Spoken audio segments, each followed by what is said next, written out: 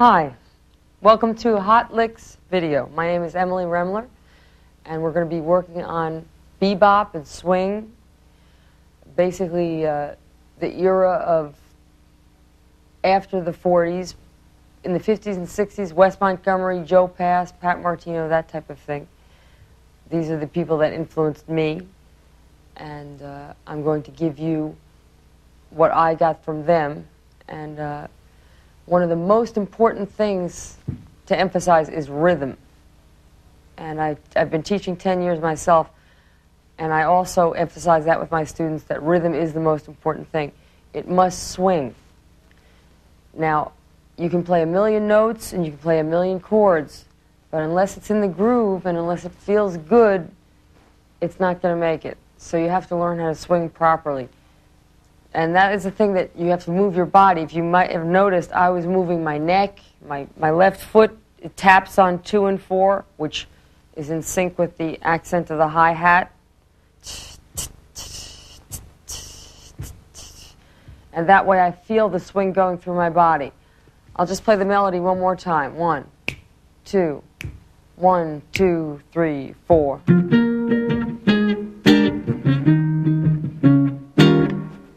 You can do that with me. The chords will be diagrammed. You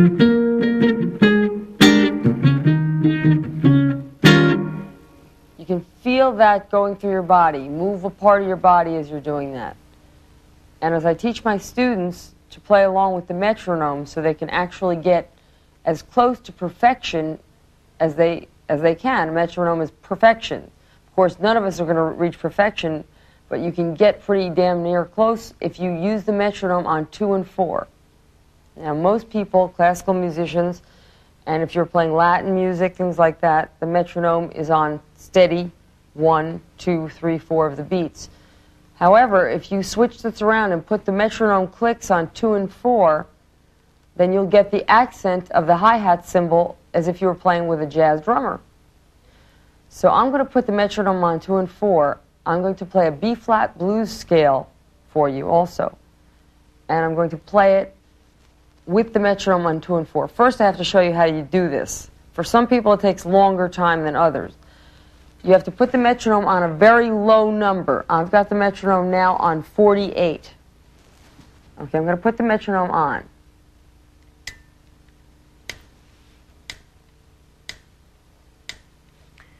Now, with each click, you have to say out loud, 2, 4, 2, 4, 2, 4, 2, 4.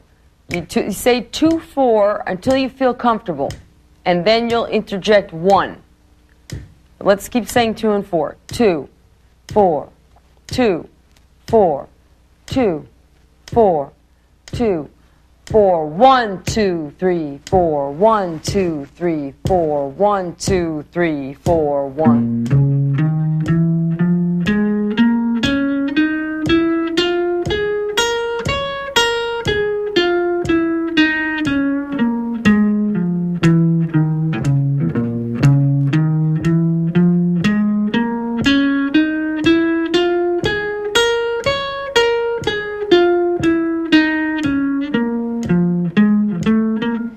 Now, the best thing to do now that you have this scale, if you have the scale down, stop the tape. If you haven't gotten it yet, stop the tape and go down, is to go up and down the scale and try to produce some melodies.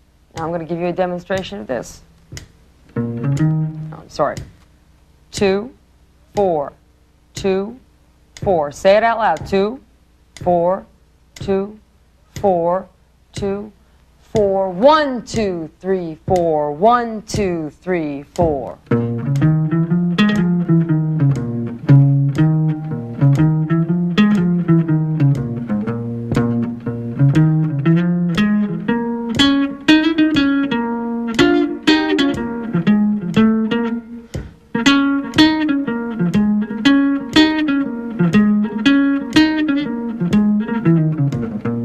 Okay, now that is pretty much in the pocket. I hope you can feel it as well as I can, that is pretty much swinging.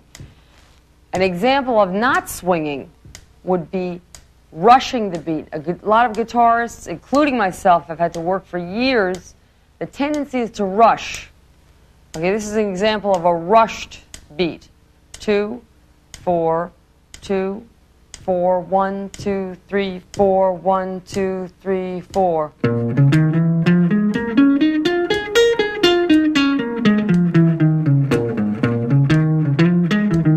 See how it doesn't lay as it did before. What you have to do is really feel the beat, just as if it was an electrocardiogram. Each beat would go like this, like that, and you want to be on the crest of the wave. 1, 2, 1, 2, 3, 4.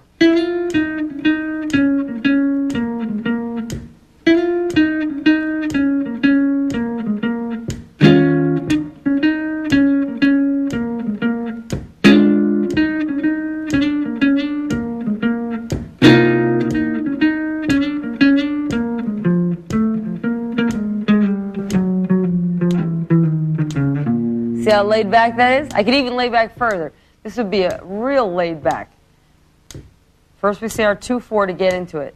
2, 4, 2, 4, 1, 2, 3, 4.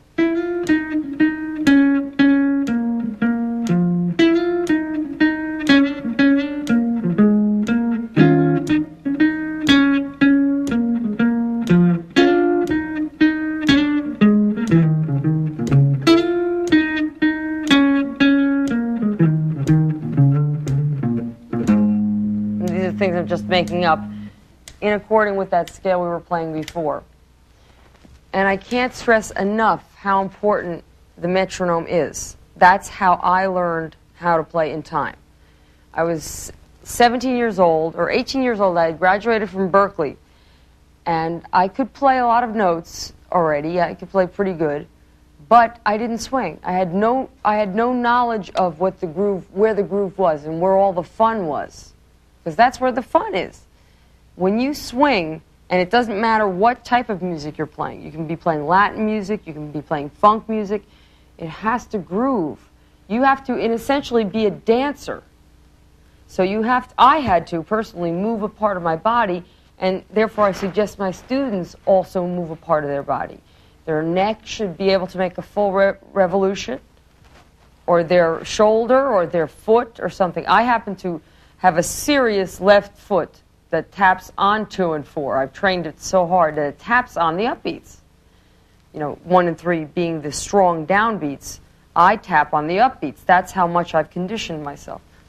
But it helps me to do that way. I don't say that you should also do that, but I do recommend strongly to use the metronome on 2 and 4, just so you can be playing with a good drummer, the best drummer there is, perfection.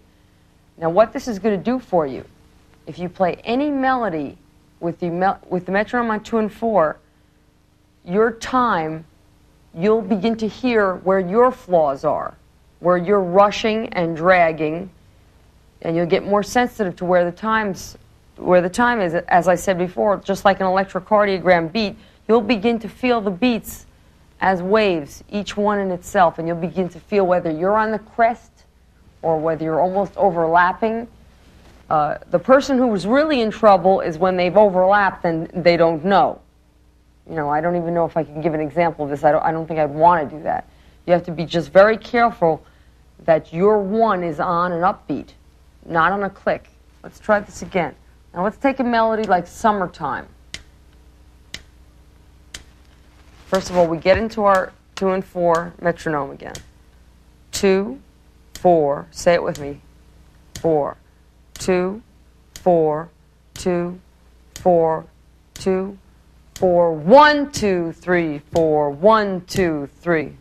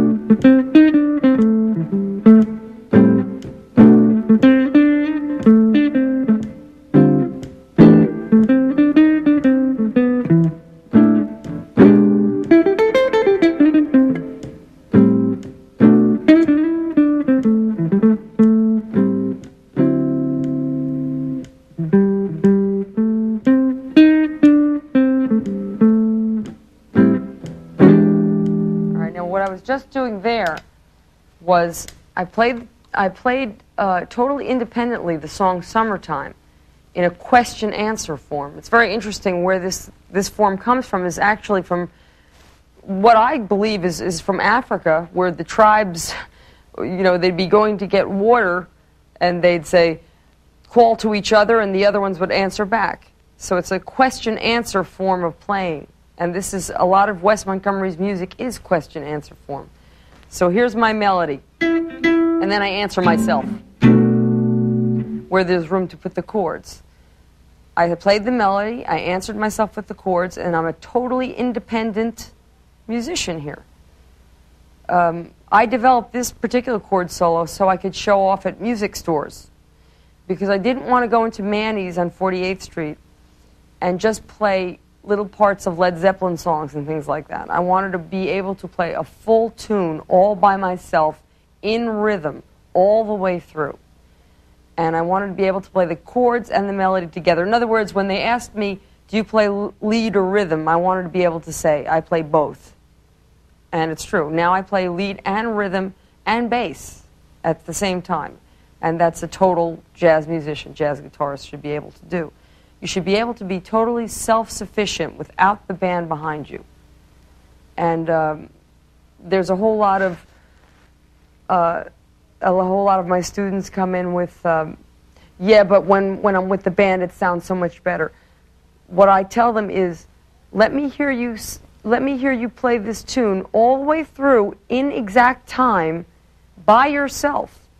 And let me hear you take a solo, and let me hear the chord changes behind it.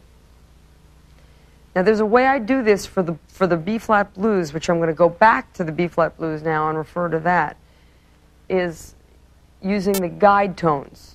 The guide tones are the most important notes of the chords.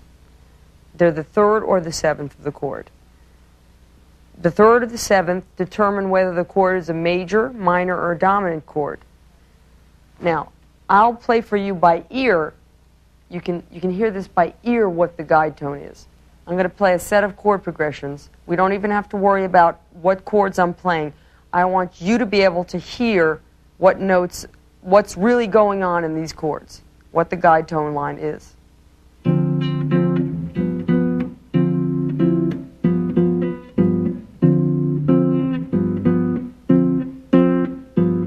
Now, I hope you're hearing.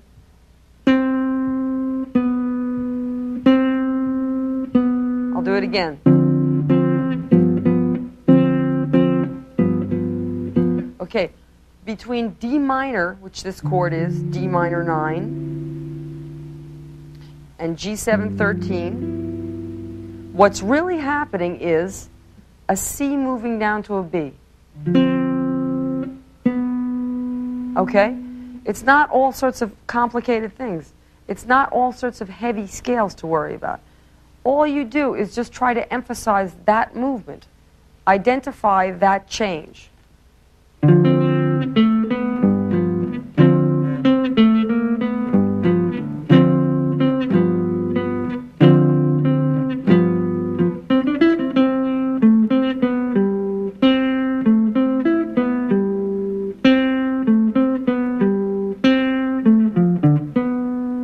Change? Okay, here's another set of chords.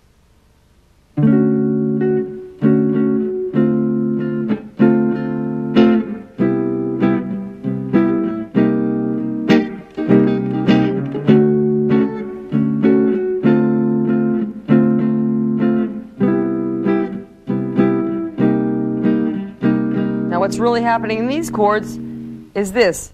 2, 3, 4, 2, 3, 4, 2, 3, 4, 2, 3, 4. That's what's really going on. Those are the guide tones. That's what your ear hears. That's essentially the meat of the chord. Not the root, not the fifth, because that's not going to tell you whether the chord is major or minor. What just happened was I was taking a D major 7 chord, moving down to D minor 7, and you heard the third moving down, going down to C major, and you hear now again the third moving down to C minor. So major and minor.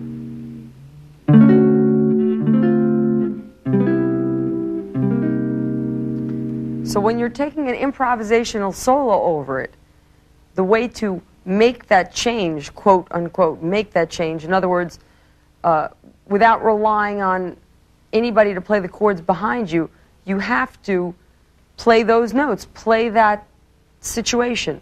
Play the third moving down to the flat third.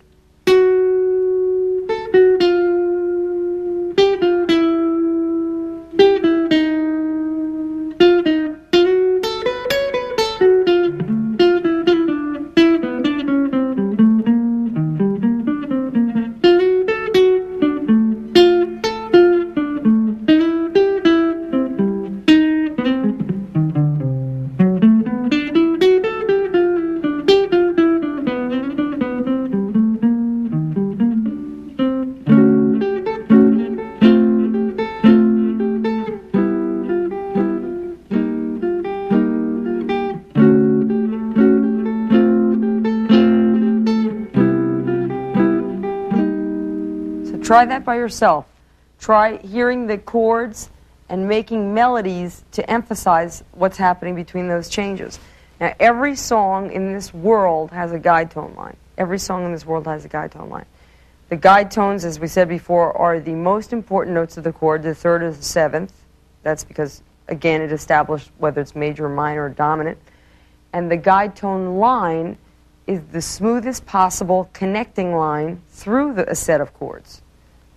So our B-flat blues that I started with, which is an internationally accepted B-flat blues, it's different from your 1-4-5 thing. It's not a rock blues. Jazz blues goes through a series of detours and approaches, a whole lot more than rock does. Rock, 1-4-5. Of course, that's very simple rock. But jazz will do a lot of walk downs and approaches instead of that.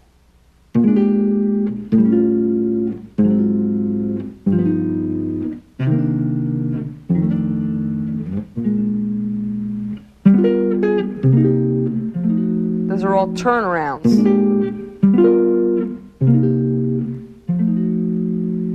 Okay, I'm going to play that blues again. I'd like you to be able to play this with me now. I'm going to put the metronome on. We're going to get into it in 2 and 4. That's pretty fast. I'm going to turn it down a little lower. I'm putting it down now on 44. Now, I'm going to do a very simple type of comping. I noticed myself, I noticed myself that when I made my rhythm tapes, because basically the way I learned to play was by making rhythm tapes and jamming along with them. So it's sort of strange because that's the way I learned how to play. I would make, when I make a record, I make rhythm tapes of every single song with the metronome so I can still check that I'm okay, that I'm right. And I lay down the rhythm tracks about 5 minutes per tune, and I jam over it. And if I can't do a particular lick, I stop the tape recorder, do the lick 15, 20 times, and then I resume playing over it until I'm comfortable over it. That's the way I practice. It's very uncomplicated. Now, there are a lot of things that I have thought of, sat and intellectually thought of, and we'll get to a few of those. The guide tones being one of them, actual thinking of the guide tones. And what I will do is we're going to write down this diagram and have the guide tone line written out for you. The smoothest possible movement between the chords. And what I'm going to ask you to do is to be able to play the guide tone line over your own rhythm track of B-flat blues. In other words, tape yourself, record yourself playing a B-flat blues with the metronome on 2 and 4. That's going to be hard enough as it is. For some people, it takes a whole month to get into that 2 and 4 thing. Really feel the swing through your body, move your body, and lay down about a 5-minute rhythm track of a B-flat blues. Okay. After that, you're going to play the guide tone line that's going to be written in music or tablature, whatever the case may be, which are the connecting notes, which are the most descriptive notes of the chord. here's a guide tune. Here are both of the guide tones of a blues. All I need is 2 notes to play a blues. Listen to this.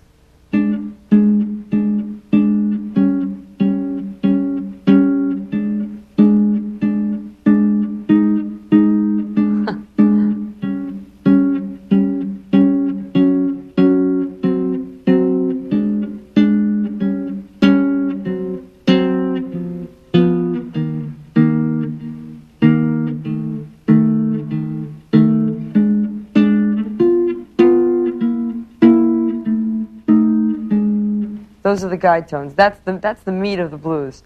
So what you have to do is to be able to make those changes rather than just play blues scale over it. To be able to make all those chord changes, which, as I said, are different than the 1-4-5 because they have a lot of approaches. There's 2-5-1s. 2-5 in the key of B flat would be C minor 7 to F7. There's the turnaround at the end. B flat 7-13, G7 to sharp 9, G7 sharp 9, C minor 7 to F7 sharp 9, and there's an approach to the 4 chord. On the 5th measure, we have a 4 chord. As with all blues, we have a 4 chord. We have an approach to the 4 chord.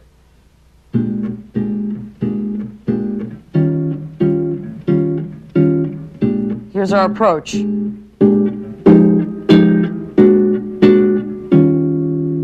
That was a 2-5 approach to the 4 chord. Okay, so instead of just rattling out the chords as in rock, we're approaching, we're tension releasing, we're taking detours and doing a lot of approaching and sort of delayed resolutions and things like that. That's what jazz is about. Okay, so putting the metronome on, I'd like you to play this with me. These chord progressions. And we're going to do a very basic rhythm. Actually, it might sound sort of corny to you.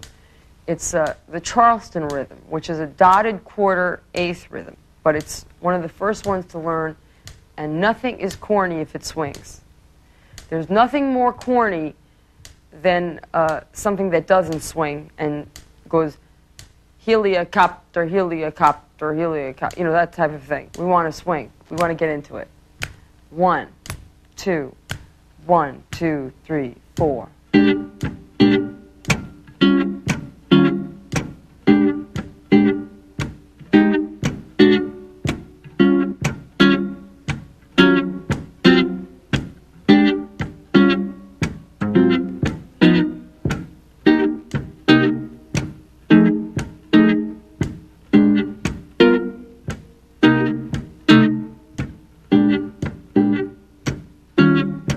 Keep going.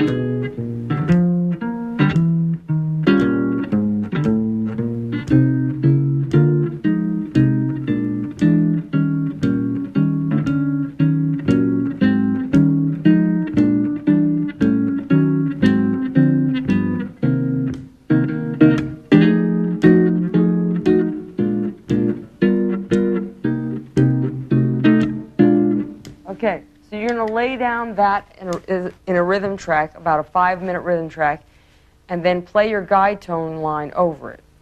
Now, here's your guide tone line.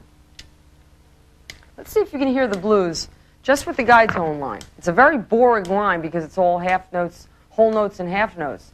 Half notes being the measures where there's 2 chords per measure, and the whole notes being, of course, the measures where there's 1 chord. Here's your guide tone line. I'm going to play it in octaves. 1, 2. Oh, let's get into our 2-4 in the way we usually do it. 2, 4. Say it with me. 2, 4, 2, 4, 2, 4, 2, 4. 1, 2, 3, 4. 1, 2, 3, 4. 2, 3, 4.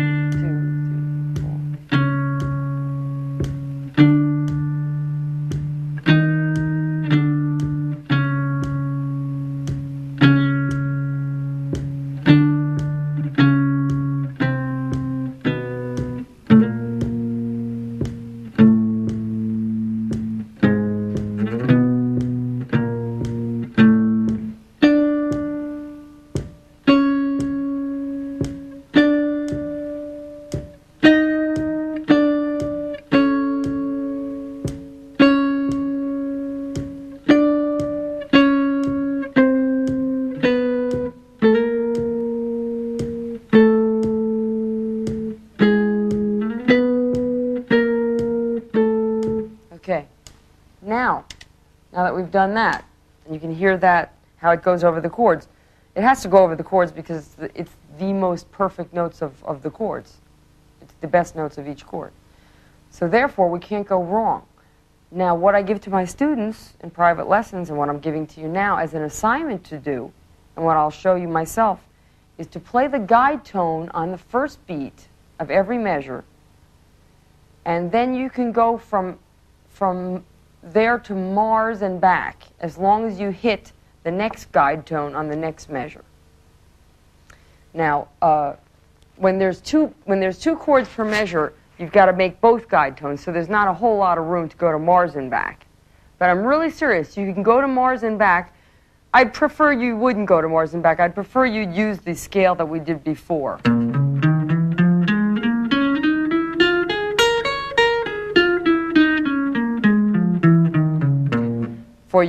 For your intervening in between the guide tone line. And you'll notice, by the way, that everything has been in the middle of the guitar.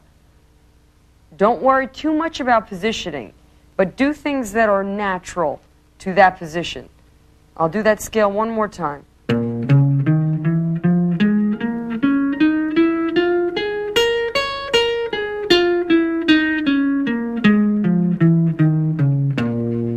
Notice how slow and careful I practice it. Howard Roberts once told me something terrifying. He says, if you practice fast and make mistakes, you're practicing making mistakes. I mean, that's terrifying. So let's picture you had a guy in the apartment next to you. You lived in New York like me, and you can hear everything. Let's picture you heard him practicing like this. Like that type of stuff. Or if you heard him doing this.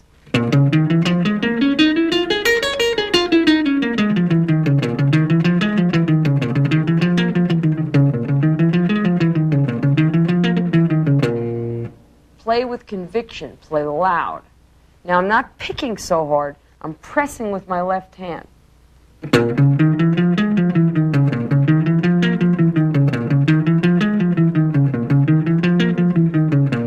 Okay, now we're going to go back to the guide tone solo. Now I'm going to take a solo with the metronome on 2 and 4, always. And I'm going to play a guide tone, the guide tone specified on the first beat. I'm going to stray away a little, do a little melody, but I'm going to come down on the next guide tone right on beat 1. Not on the and of 4, not on the and of 1, not on the off beats, but right on beat 1 of each measure. And as I said before, when there's 2 chords per measure, you've got to make both guide tones, so there's not a whole lot of time. Here we go. The guide tone line will be shown to you on the screen, and I'm going to hopefully make it myself. It's a hard thing to do. What this does is force you to make the changes, each change. You see, instead of avoiding the areas where you can't hear naturally, get down and fix those areas up. You know what I'm saying? I mean, don't have any void areas. Stop half-stepping, because I used to half-step everything. Just avoid those chords. These chords, listen. Sure, you can do this. You can do that if you want. But wouldn't it be nice to make all those changes happen? Okay? Make all those changes happen independent of the pianist, of the other guitarist, of the bass, to be able to hear all those changes. Now, I hope you'll be able to hear these changes. I'm going to play the guide tone on the first beat, I'm going to play a little melody that I'm going to just make up spontaneously in between. It doesn't have to be a masterpiece or anything. But the important thing is that I'm going to come down on the guide tone on the next beat. And the other important thing is to also be in sync with the metronome. And as I said, some of you will have trouble with the metronome staying in sync with that metronome. Remember that your click is on the upbeat, that your one is between the clicks. So let's get back into our one again. And I'm going to play my guide tone. I'm going to take a solo now, playing the guide tones on every first beat. And as I said before, first and third beat when the case is 2 chords per measure. Here we go. The tune Tenor Madness, as a matter of fact, does that naturally. Some of you might be able to check that tune out. I don't believe it's in the real book, but it's a pretty much well-known tune. Here we go. Let's get into 2 and 4 together. 2, 4, 2, 4, 2, 4, 2, 4, 1, 2, 3, 4, 1, 2, 3, 4, 1, 2, 3, 4, 1, 2, 3, 4.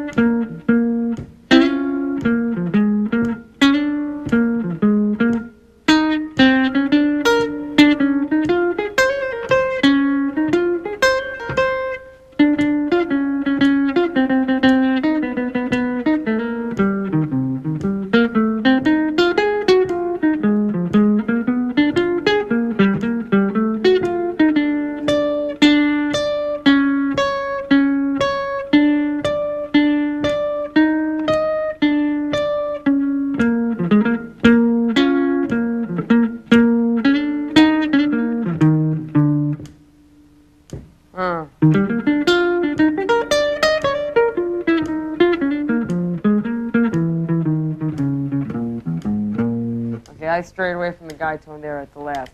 But you get the picture. It forces you to be able to make the changes. It forces you to make the changes by playing the meat of each chord connecting to the meat of the next chord. There's no way you can get off track. I mean, try to avoid playing the wrong notes in between the guide tones. But try this yourself. You're going to lay down a rhythm track, 5 to 10 minutes. The longer the better, you know. This is supposed to be fun, by the way, you guys. This is supposed to be fun. The way I practice is with me and my tape recorder. I've worn out so many tape recorders. All I do is practice with the tape recorder. That's how I play. That's how I've learned how to play. I lay down the track with the metronome, make sure I'm cool with the metronome. And the deal with the metronome is after you work with the metronome for a while, your time gets so much better that you can hear when you're rushing and when you're dragging. And you can also hear when the rest of the guys or gals in the band are rushing or dragging. So what it makes you is you become a real pain in the neck because your time really gets so good that you can really feel confident about your time. And it changed my whole life, really, because after that teacher told me I had bad time when I was 18 years old, I went home and cried about it, and then I got the metronome and started working on it. And what happened is that now I have the likes of Pat Martino, Joe Pass, Pat Metheny telling me that I have good time, you know, and that's, what else do I have to work for? I mean, the approval of these great giants tell me that. So this is the way I've done it, and I hold no secrets back. Work with the metronome. Work with the metronome. Make sure you're in the pocket, and you'll feel it. And when it starts to swing, you get a good feeling in your stomach. You know, it's a real good feeling in your stomach. It should swing. It should be loose. It should be, you know, shouldn't be tense. Something should be moving. You should be dancing when you're playing.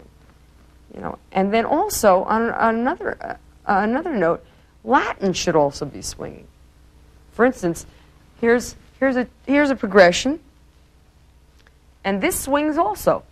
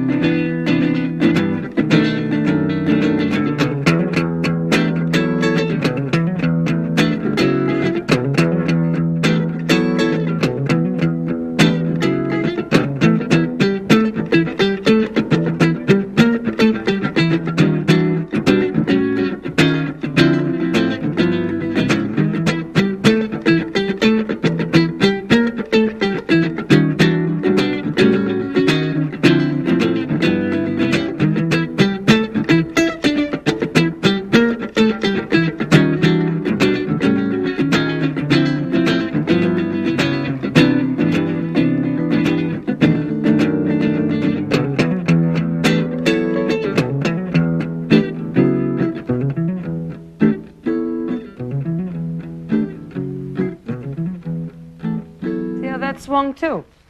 And that wasn't bebop, that wasn't swing at all. That was Latin. But it swung, it moved. Michael Jackson swings, funk swings. Everything must swing and not be stiff. Now, I guess classical music swings in its own way. I don't play classical guitar, but it's pretty much a little more rigid. All I know is that with Latin jazz, bossa nova jazz, which I had the privilege of playing with Astrid Gilberto for 4 years and studying bossa nova music, swings like hell. I mean, that's where it's at. It feels good. It's like you're dancing. You're dancing with your instrument. Now, it seems like all it is out there is licks and chords and notes and all that type of thing. But what I'm trying to stress is rhythm, time, swing, feel good, have fun, dance with your instrument, okay? Let's play that lick again. I made it up. It's no big deal. Maybe I'll put it on my next record. It's just a groove. Now, octaves, the West Montgomery style of octaves. I personally keep my pinky always the same. I don't switch fingers. Maybe this is because I have small hands, being a female, I don't know. But the first thing you do with octaves is to try to just go up fourths.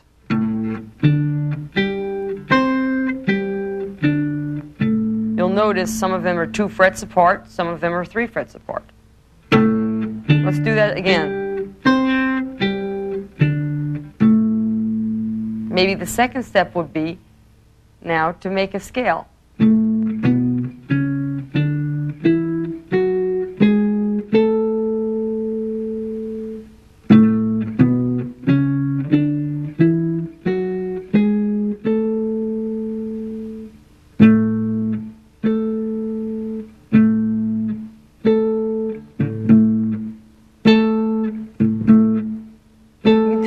Into swing.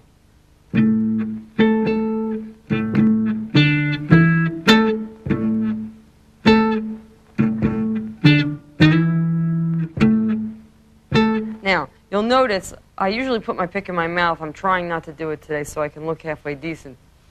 But I have my pick between my 2 fingers and I'm playing with my thumb because I feel the fleshy sound is more warm. Now, don't worry too much about muffling the inner strings when you're playing the octaves. Don't worry too much about that. That should happen naturally, really. For instance, you see there is an inner string. It gets muffled naturally. Put your hand at a right angle.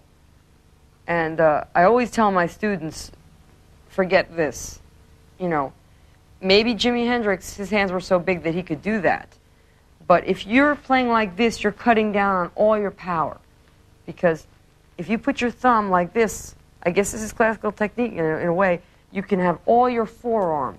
And I know, I can tell you, as a female, I've had to build up I got a serious bicep in this left arm because I've had to build up muscles. I've had to build up these muscles. When you play with your thumb in the middle of the back of the guitar, especially with octaves, you've got to build up a lot of muscles and a lot of strength. Then you've got your whole forearm behind you. Okay. Let's take that melody again.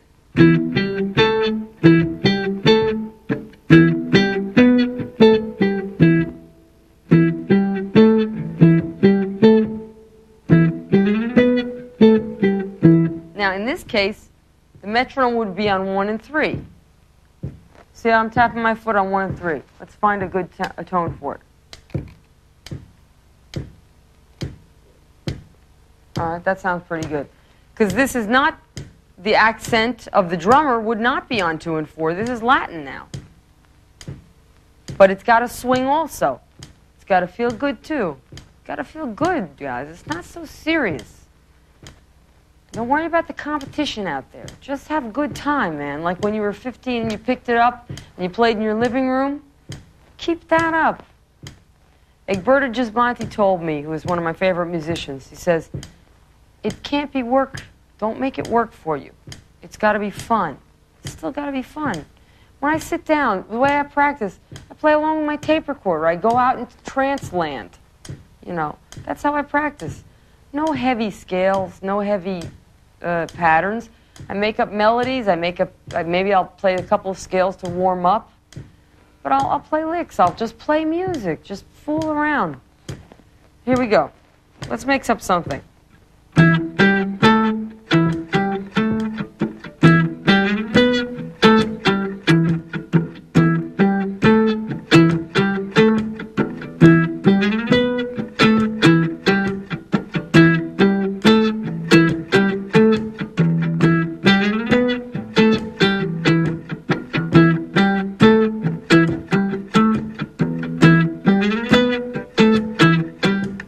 I just got an idea.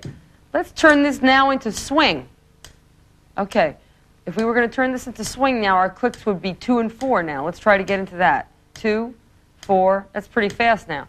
4, 2, 4, 2, 4, 2, 4, 1, 2, 3, 4, 1, 2, 3, 4.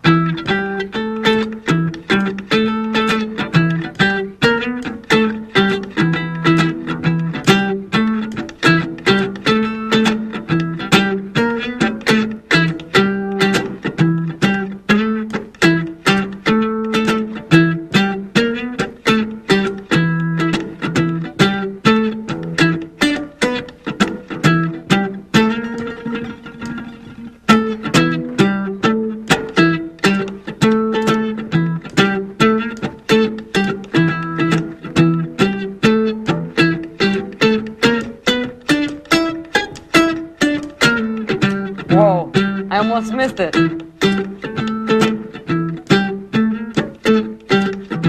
So you see the difference. Okay, let's bring it back now to 1 and 3. 1, 3. 1, 2, 3, 4.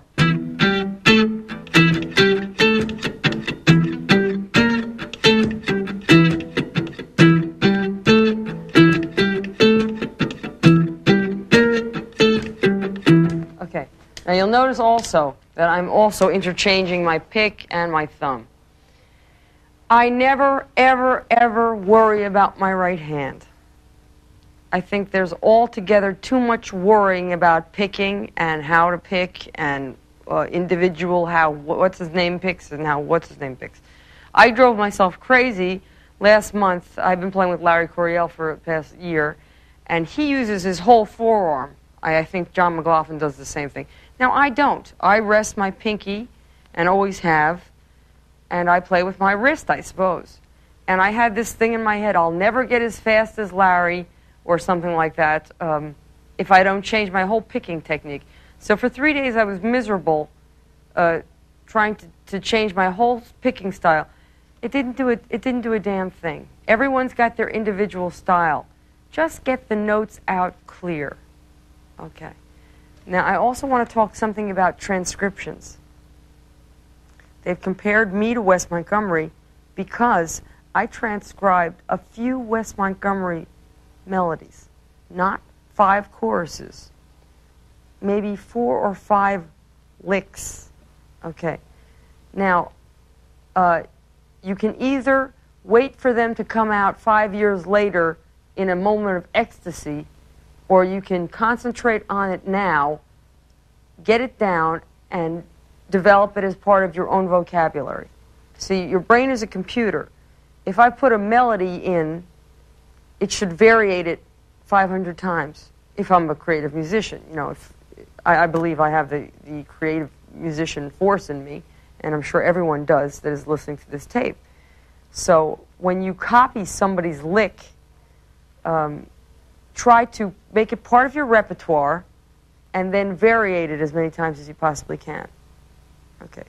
For instance, when I first copied Pat Martino's way of playing over, let's say, A minor.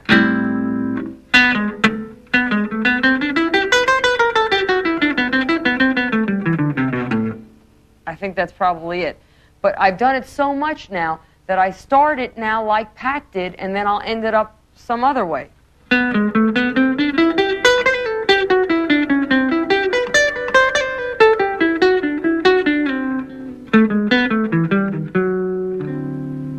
That's all over A minor to D7.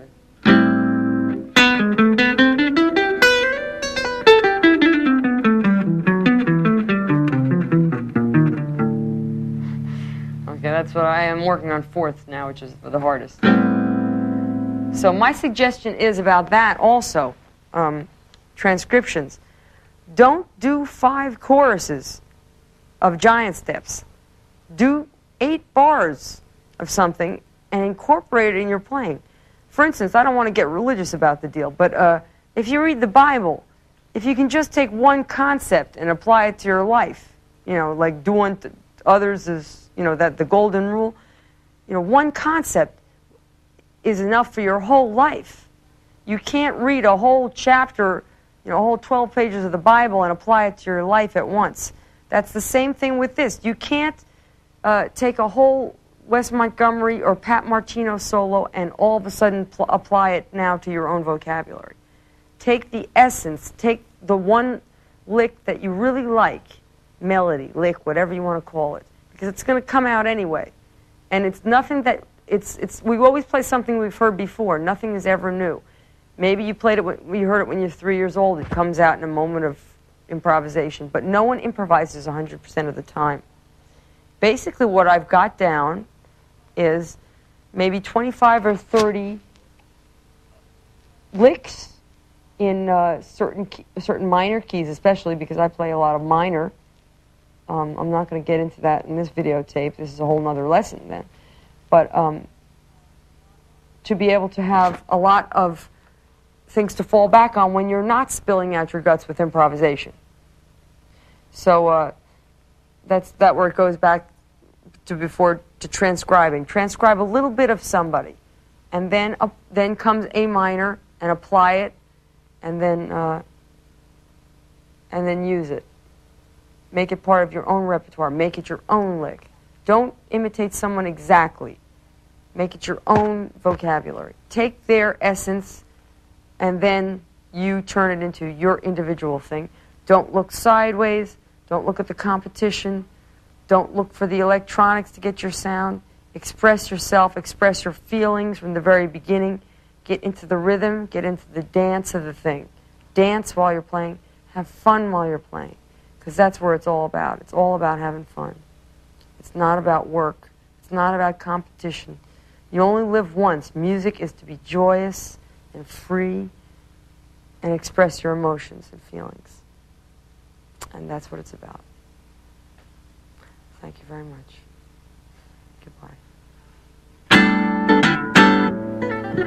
Goodbye.